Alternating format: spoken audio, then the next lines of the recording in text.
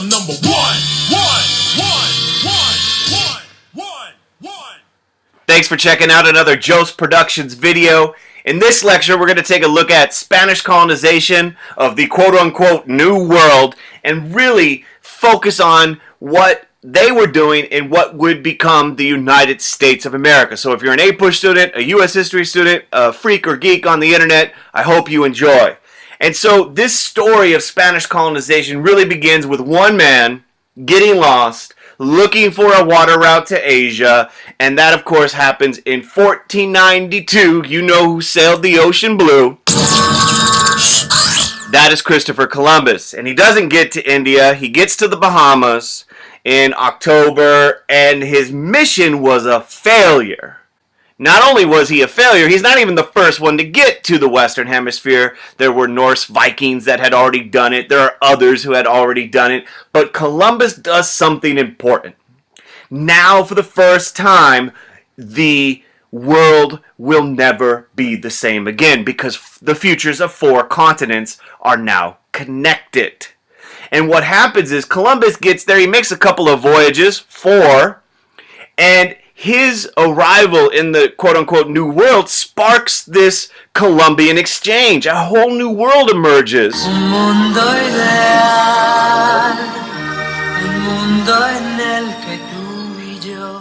Where you have this exchange of animals and plants and disease and people between the continents of Africa, Europe, South America, and North America. And you can take a look at this. All sorts of things that they never knew existed in different parts of the world are now coming across these oceans.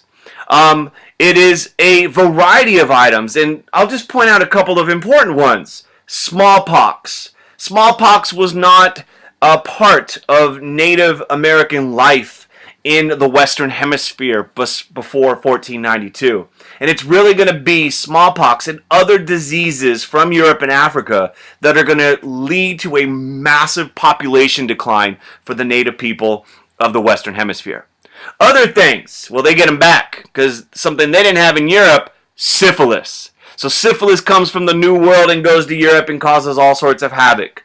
So you have this huge population decline in the Western Hemisphere, but you also have a huge population increase in Europe in particular, because things like potato and corn, which are high in calories and cheap and easy to grow, they allow for a huge population bump in parts of Europe.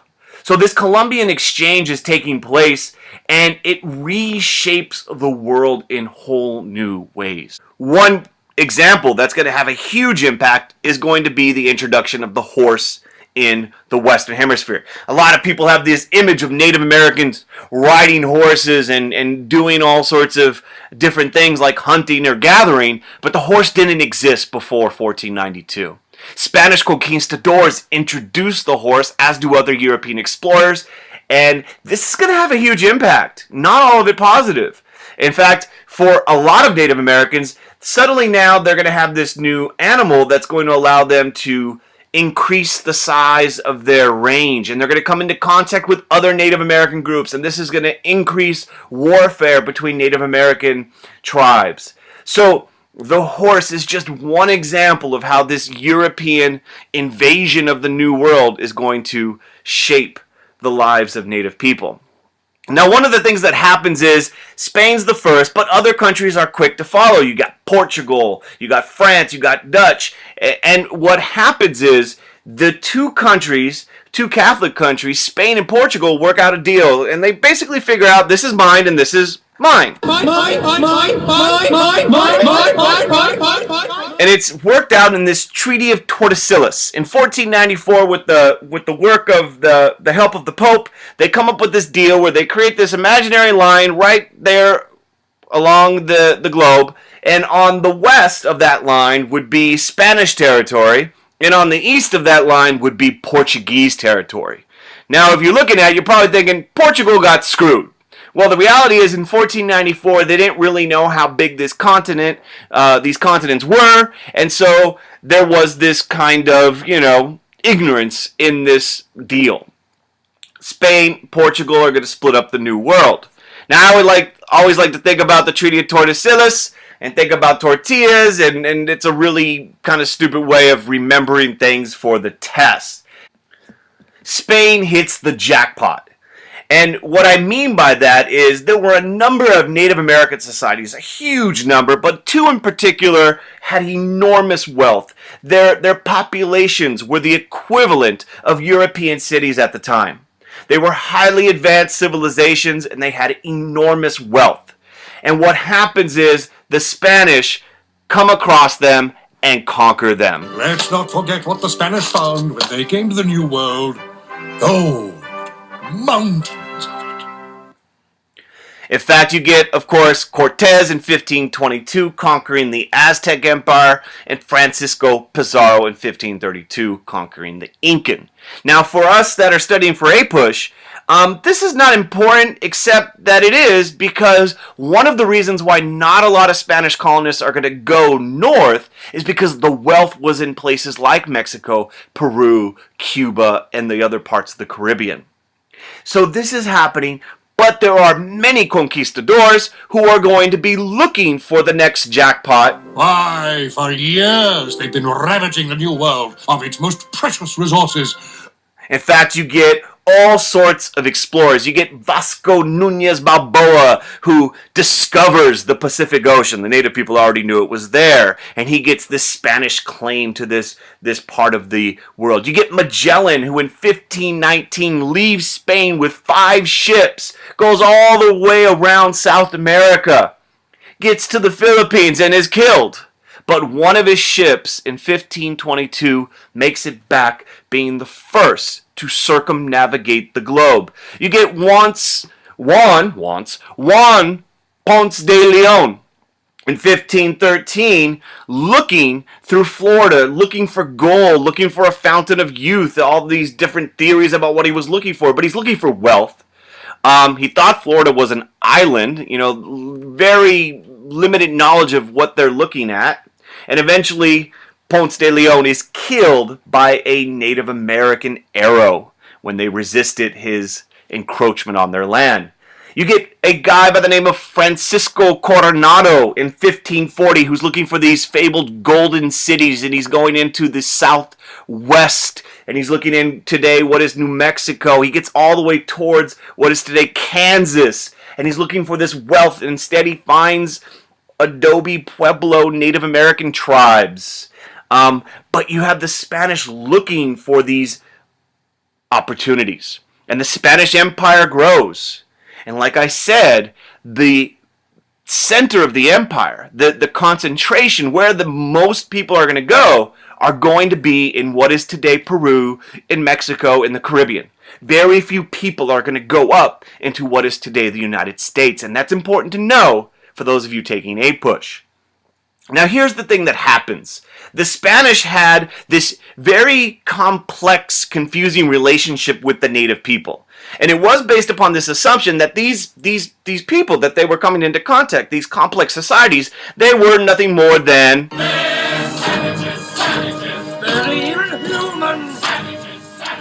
in fact, one of the systems that develops, especially in places in the Caribbean, in Mexico, and Peru, is this encomienda system. And it basically means to entrust. And the Spanish government would give Native American people to the colonists, the Spanish colonists, and of course they have to promise to convert them, to Christianize them, to protect them. And this system takes place, and this is very different than what the English colonists are going to do. Because the Spanish are going to kind of try to, in their words, protect, but in reality, the encomienda system was nothing more than a form of welcome to slavery. The Native American people were basically forced into a harsh, brutal labor system that was basically slavery. And so this was the reality. But the other part of the reality, which is interesting to note, this is a Spanish pain. And what you'll notice if you look carefully is that there was this racial mixing amongst Spaniards and native people, or later on when they start importing slaves in from West Africa, you have this merging of cultures. You have this blending of the old and the new worlds. You get people, for instance, called mestizos. Little Michael Jackson there for you, and it probably is not appropriate for mestizo, because a mestizo is a mixture of somewhat of European heritage and indigenous Native American heritage. You call them mestizos. You also get mulattoes, where you get this mixing you see over here. Español con mora. And for instance, the Caribbean, you have very often Spaniards marrying slaves or people brought in forcibly from Africa. So you have this racial mixing going on throughout the Spanish Empire, and you're creating all new groups of people. Now keep in mind, very often these relationships were based upon power and force and all sorts of things going on here, but this is something unique about the Spanish Empire. Now, of course, where did we begin, which is, are they ever going to go to North America? In 1565, they do establish their first permanent settlement. Number one. In St. Augustine. And really, that's a result of the fact that there were actually French settlers already in that area. French settlers who were hanging out there, and the Spanish get rid of them, they conquer them, and rename the area St. Augustine. They also want to protect that valuable area of the Caribbean where lots of sugar and rum and other items are coming from. So Spain's initial move into what is today the United States is going to be very limited because the wealth wasn't up there. Now, people are going. As I mentioned, Ponce de Leon, Coronado, these people, and eventually they are going to establish a Spanish presence in the modern day United States. And the main form of the Spanish Empire in this area is going to be the Catholic mission, the Catholic Church. In fact, you could see on the map on the right, tons of churches starting to pop up. Now, this did not come without resistance. Native people, very often, were actors in this process, and very often they were trying to resist it. One famous example comes when a guy named Juan in 1598 starts going on an adventure up into what is today the territory of New Mexico. And he comes across native tribes, and along the way they resist, and he punishes them with full-on force. One leg is chopped off for every man over the age of 15. All the rest of the population are forced into slavery. It's a horrible, horrible, brutal pattern of conquest. Now here's what happens. The Spanish have a presence in this area. They establish what is today Santa Fe in 1610. So around 1609, they're in what is today New Mexico. 1610, the capital Santa Fe is established. And what are they doing there in 1610? Well, they're converting the native people. The Catholic Church is there. And they're converting the native people, and the native people eventually are getting tired of it. And you get a guy by the name of Pope. And Pope is a Pueblo Indian, and Pope in 1680 is going to lead a massive, and in a rare instance of victory, a rebellion that's going to kick out the Europeans from modern day New Mexico. And this, of course, is the Pueblo Revolt.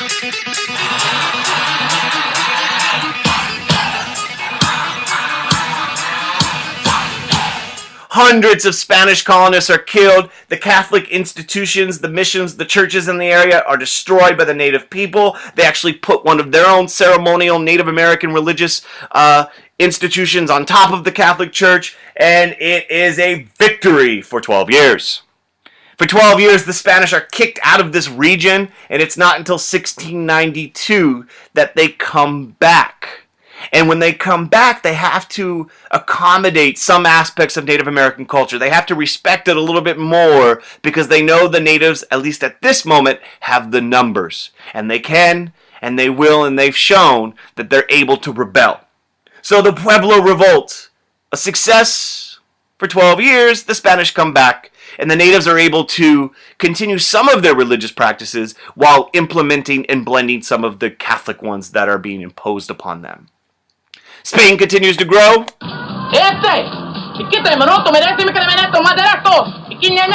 And a couple things you need to be aware of. In 1716, they establish a settlement at what is today San Antonio in Texas. And they're really establishing this because you got these French explorers that are coming down the Mississippi River, and these French explorers that are coming down these rivers, such as the Mississippi, they're threatening the Spanish Empire. So they established this settlement in 1760. They established in 1769 a mission in California, the first of 21 that will eventually form. And what you see in this area known as New Spain, you have Spanish settlement taking place, but it's relatively weak. In fact, if you take a look at the population by 1700, even though the Spanish were first, there will be 250,000 people living in the English colonies. 15,000 will be living in the French, and only 4,500 Spanish colonists in what is today North America. So Spain looks pretty impressive on a map, but the reality is the majority of their wealth and their focus was on the rest of their empire. That's going to close us out. If you're studying for APUSH, make sure you know these terms and these ideas and these concepts and people.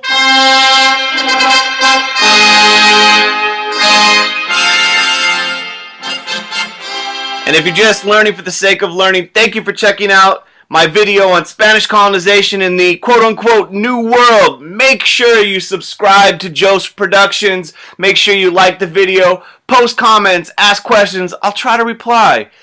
Peace. Because the futures of 4 continents are now connected. And what happens is Columbus gets there. He makes a couple of voyages, 4. And his arrival in the quote-unquote New World sparks this Columbian exchange. A whole new world emerges. I'm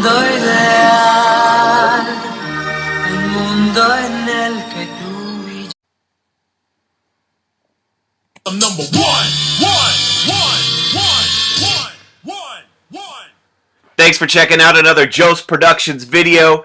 In this lecture, we're going to take a look at Spanish colonization of the quote-unquote New World and really focus on what they were doing in what would become the United States of America. So if you're an APUSH, where you have this exchange of animals and plants and disease and people between the continents of Africa, Europe, South America, and North America. And you can take a look at this. All sorts of things that they never knew existed in different parts of the world are now coming across these oceans. It is a variety of items. And I'll just Bahamas in October, and his mission was a failure. Not only was he a failure, he's not even the first one to get to the Western Hemisphere. There were Norse Vikings that had already done it. There are others who had already done it. But Columbus does something important. Now, for the first time, the world will never be the same again. Because a student, a U.S. history student, a freak or geek on the internet, I hope you enjoy. And so this story of Spanish colonization really begins with one man getting lost, looking for a water route to Asia, and that, of course, happens in 1492. You know who sailed the ocean blue. That is Christopher Columbus. And he doesn't get to India. He gets to the